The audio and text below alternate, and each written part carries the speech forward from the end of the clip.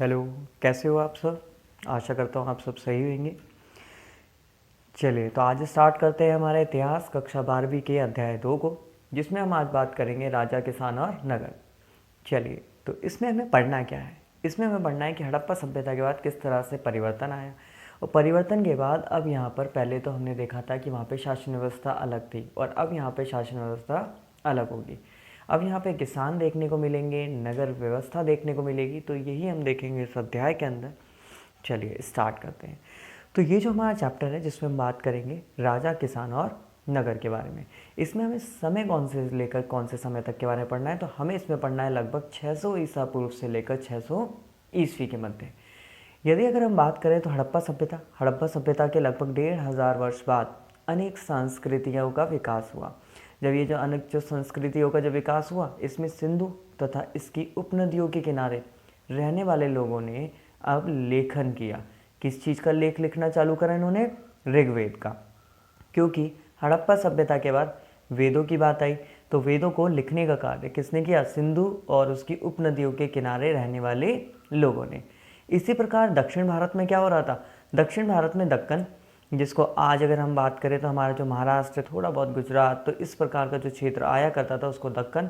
दक्कन के अलावा दक्षिण भारत में भी हमें चरवाहा बस्तियां देखने को मिली हैं। इसके अलावा ईसा पूर्व प्रथम सदी में अगर देखा जाए तो अब धीरे धीरे शवों के अंतिम संस्कार में भी नए तरीके देखने को मिले। तो मतलब ये वो है कि हड़प्पा सभ्यता के बाद क्या बदलाव आए। तो जैसे हड़प्पा सभ्यता में जो शव व्यवस्था थी रहेगी, लेकिन उसमें भी कुछ परिवर्तन देखने को मिलेंगे। कहीं कहीं शवों के साथ लोहे से बने उपकरणों और हथियारों को भी दफनाया गया। जैसे हम हड़प्पा सभ्यता में देखते हैं, वहाँ तो क्या थे? बर्तन रखे जाते थे, आभूषण रखे जाते थे, लेकिन अब यहाँ पे उपकरण और हथियारों की भी बात आने लगी। तो ये परिवर्तन देखने को मिले कि हड़प्पा सभ्यता के बाद शव व्यवस्था में क्या परिवर्तन आए। इसके अलावा अगर हम बात करें ईसा पूर्व 6ठी शताब्दी में कई सारे परिवर्तनों के और हमें प्रमाण देखने को मिले, जिनमें राज्य, साम्राज्य, रजवाड़ों का विकास हुआ।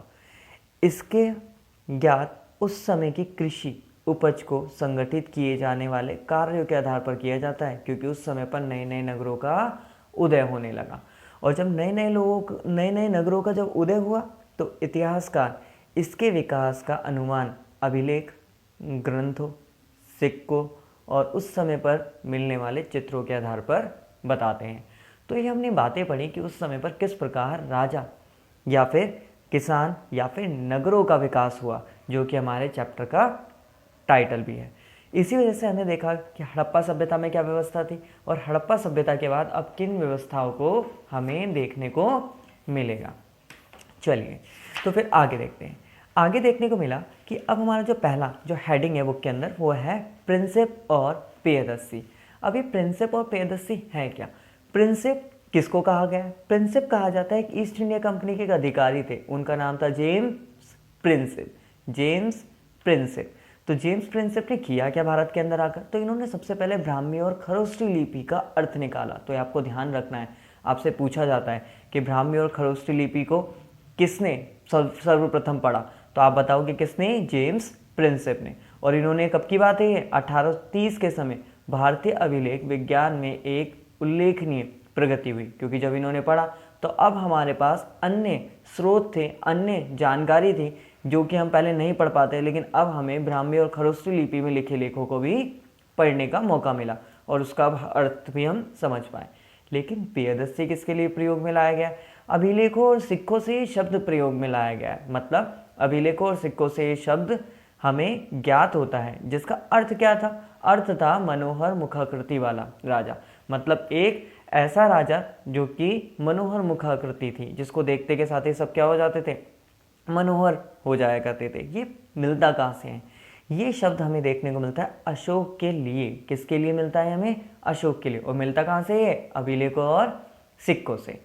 इसके अलावा हम बात करते हैं प्रारंभिक राज्य क्या था उस समय पर। अगर उस समय के प्रारंभिक राज्य की अगर हम बात करें तो हमें देखने को मिलेगा उस समय पे क्या थे? 16 महाजनपद। किन की बात करते हैं हम? 16 महाजनपद। ये 16 महाजनपद थे क्या? कि 6ठी शताब्दी ईसा पूर्व एक परिवर्तनीय काल देखने को मिला, जिसके आधार पर हम कह सकते हैं कि यहाँ पर क्या क्या परिवर्तन हुए। पहला परिवर्तन देखने को मिला कि आरंभिक राज्यों का निर्माण हुआ, नगरों की बसावट होने लगी। लोहे के बढ़ते प्रयोग, जैसा भी हमने बात करी थी ना, औजार बनने लगे, सिक्कों के विकास हुआ, और इसके साथ साथ हमें पता चलता है कि किस प्रकार एक परिवर्तनीय काल देखने मिला। लेकिन यही काफ़ी नहीं था। इसके अलावा बौद्ध तथा जैन साहित्य, अलग अलग दर्शन विचारों का भी विकास देखने को मिला। इसके अलावा जैन तथा बौद्ध धर्म के शुरुआती ग्रंथों में सर्वप्रथम सबसे पहले कितने 16 महाजनपद थे उनका भी उल्लेख किया गया, कि जैन तथा बौद्ध धर्म की शुरुआत में जो ग्रंथ हमें प्राप्त हुए हैं उसमें हमें सर्वप्रथम 16 महाजनपदों का उल्लेख देखने को मिला। लेकिन ये महाजनपद क्या हुआ करते थे? इन महाजनपदों की बात करें तो उस समय पर कुछ नाम दिए गए हैं, जैसे कि वज्जी, मगध, कौशल, कुरु, पांचाल, गांधार, अवंती, ये सबसे महत्वपूर्ण महाजनपदों में गिने जाते थे। और यह राजा का शासन हुआ करता था, कि यहाँ पर क्या हुआ करता था? राजा का शासन। तो इसका तो मतलब ये पता चल गया है कि एक ऐसी व्यवस्था थी जिसको महाजनपद कहा गया, कि जहाँ पर राजा शासन किया करता था। लेकिन अब इसके अलावा क्या था? इसके अलावा यहाँ पे हमें क्या देखने को मिलता है?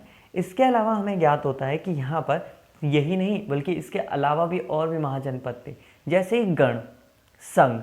इनमें अगर देखें तो कोई राजा नहीं था, जैसे हमने बाकियों में पढ़ा ना, कि जैसे हमने यहाँ देखा था कि यहाँ पर सब पे कौन करता था? एक राजा का शासन हुआ करता था। लेकिन अगर हम बात करें वहीं पर दो हमारे कौन है? दो अन्य हमारे महाजनपद हैं। अगर उन महाजनपदों की बात करें जिसमें एक है गण और दूसरा है संघ, इनमें कोई भी किसी भी प्रकार का कोई भी शासक तो नहीं था, लेकिन यहाँ पे कई लोगों का समूह शासन करता था। तो ध्यान रखने आपसे पूछा जाता है कि लोगों का समूह कहाँ शासन करता था? तो गण और संघ में। इस समूह का हर व्यक्ति राजा कहलाता था, क्योंकि यहाँ पे कोई एक राजा तो नहीं है, यहाँ पे सभी क्या थे? राजा थे।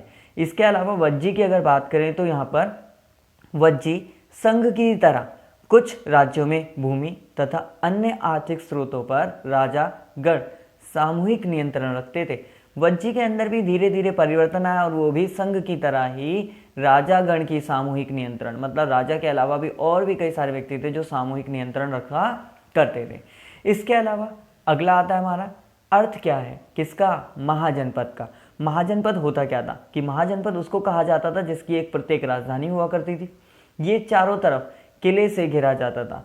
उसके अलावा यहाँ पे राजधानियों के रख रखाव के लिए सेना भी हुआ करती थी, रख रखाव किया जाता था, नौकरशाही हुआ करते थे उसके काम के लिए, और इनके लिए आर्थिक स्रोतों की भी आवश्यकता हुआ करती थी, क्योंकि अगर महाजनपद है, शासन करेंगे तो भैया पैसा तो चाहिए होगा, तो इनके लिए आर्थिक स्रोतों की आवश्यकता हुआ करती थी। आगे देखते हैं। फिर यहाँ पे ब्राह्मणों ने धर्मशास्त्र नामक ग्रंथ, ध्यान रखना है, ये ध्यान रखना आपको, एक शास्त्र है, शास्त्र मतलब एक ग्रंथ है जिसका नाम है धर्मशास्त्र नामक ग्रंथ। कौन सी शताब्दी? 6ठी सदी ईसा पूर्व में संस्कृत में इसकी रचना शुरू करी गई, और शासक सहित अन्य के लिए नियमों का निर्धारण किया गया कि भैया किस प्रकार कैसे शासन किया जाना चाहिए। लेकिन शासक का मतलब क्या है? तो शासक अगर देखें तो पहला, ये क्षत्रिय वर्ण का होना चाहिए, क्षत्रिय वर्ण का ही होगा। दूसरा, इसका काम क्या था? किसानों, व्यापारियों, शिल्पकारों से कर तथा भेंट वसूलना, मतलब ये क्षत्रिय वर्ण का होगा और इसका काम होगा इन सभी से करों का वसूल करना। इसी प्रकार संपत्ति की अगर हम बात करें तो ये संपत्ति अपने पड़ोसी राज्यों पर आक्रमण कर धन इकट्ठा किया करता था। अगर इसकी जो संपत्ति थी, धन था, ये कैसे इकट्ठा किया करता था? दूसरे राज्यों पर अधिकार करके। ठीक है, तो आज के लिए हम इसको यहीं तक रखते हैं। आगे के लिए हम फिर अगले भाग में जुड़ते हैं। जब तक के लिए धन्यवाद।